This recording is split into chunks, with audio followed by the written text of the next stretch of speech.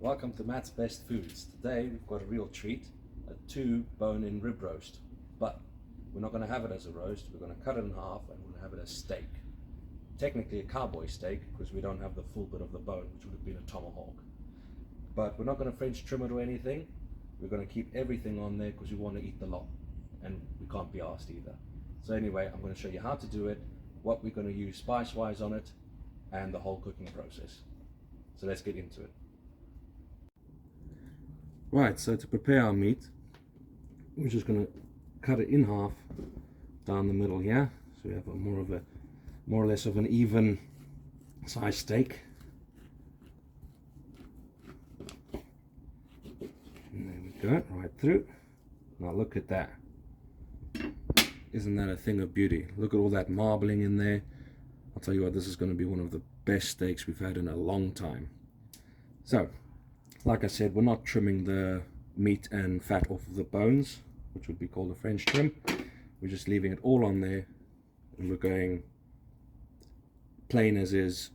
I think it's the best way.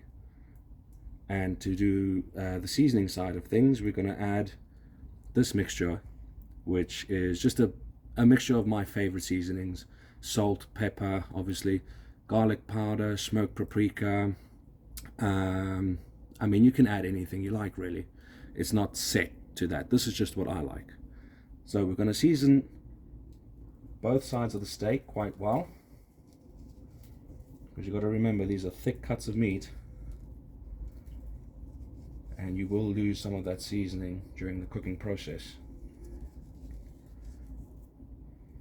Flip it over.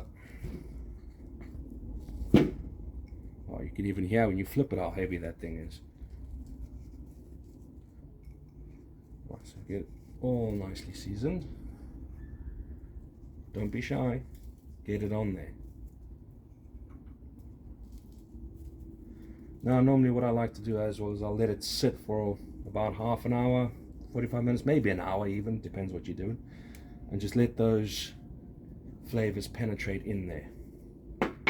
You don't have to if you're in a rush. You can just get it on there and get it cooking. But we're still waiting for the fire to get ready, so we have the time.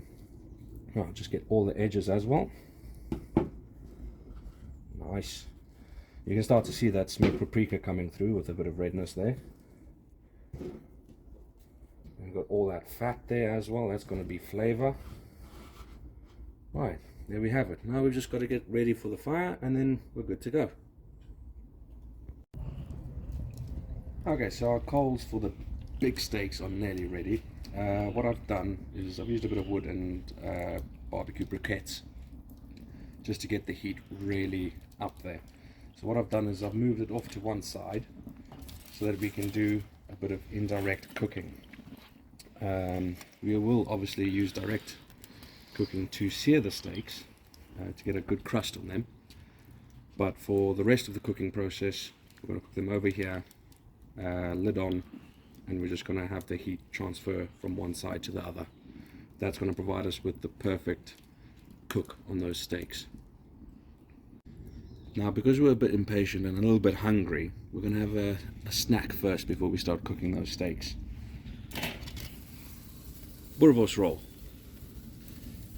Shouldn't take too long to cook, so we'll give it a bit of a sear on the heat there, pull it off to the side, and we'll have that in the meantime until the coals are just right for the steak.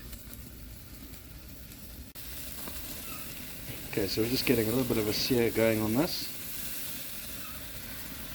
You've got to keep moving it constantly when you're on the direct heat, otherwise it's just going to burn. Obviously you're going to have a big flare up because there's obviously the fat content in there. I think we're nearly ready. Pull it off to one side, throw the lid on it, and it should be done within maybe 5 to 10 minutes.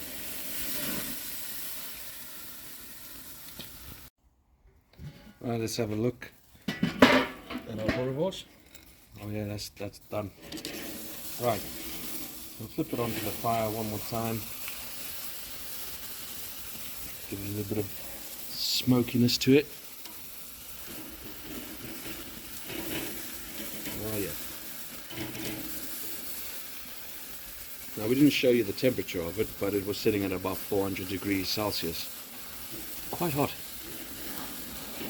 There we go. There's the char. And that's it. Snack is ready to be consumed. Okay, our steaks have been sitting for about half an hour, 45 minutes. Now we're going to chuck them on the flames. Now this part is crucial. You've got to give it about 30 seconds and then continuously flip them over to get that perfect crust, otherwise it's going to burn.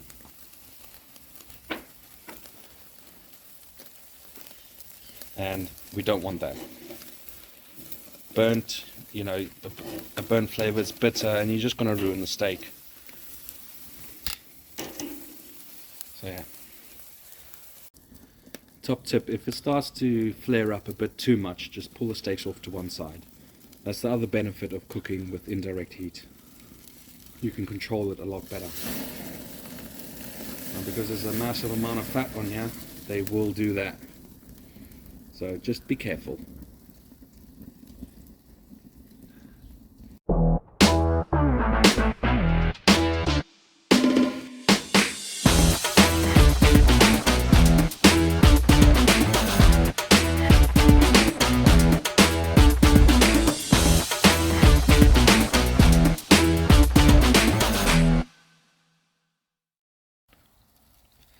Okay, so we've moved the meat off of the direct heat. We're going to start the indirect cooking process. So I've placed the bones facing the heat because that's going to help with the heat transfer through the meat. And we're going to cover it up with the lid. Vent over the meat, open that up, and what's going to happen is that's going to draw the heat up and over the meat. And that's going to help with the even cooking of those big steaks. Right, so to go with our snack and with our steak, we've got some sadza and chamoria. Now, the sadza is polenta. Sadza is the terminology used in southern Africa.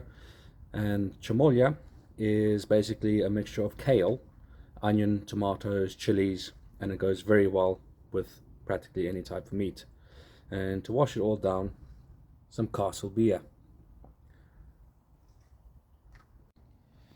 Okay, so our steaks have been cooking for about 20 minutes now, give or take. We have probed them and they're at 135 degrees Fahrenheit or 58 degrees Celsius, which is a medium rare. So I'm going to take them off now and I'm going to let them rest.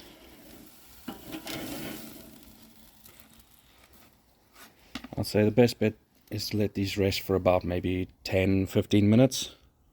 And then you're good to go.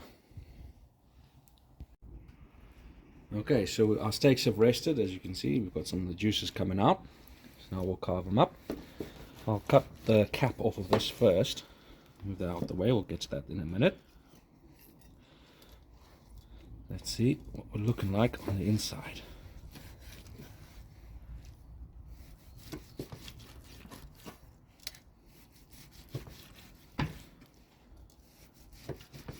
Oh yes.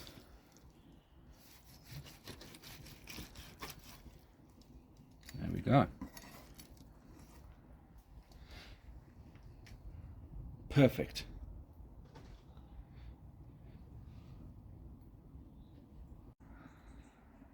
Well guys, that's it, done for today. We're gonna feast now. If you did enjoy the video, please like and subscribe. That'll help out greatly. And turn on your post notifications because there's a lot more coming up and there might be a few surprises in there that you may not have thought about. So again, if you liked it, cheers, and we'll see you on the next one.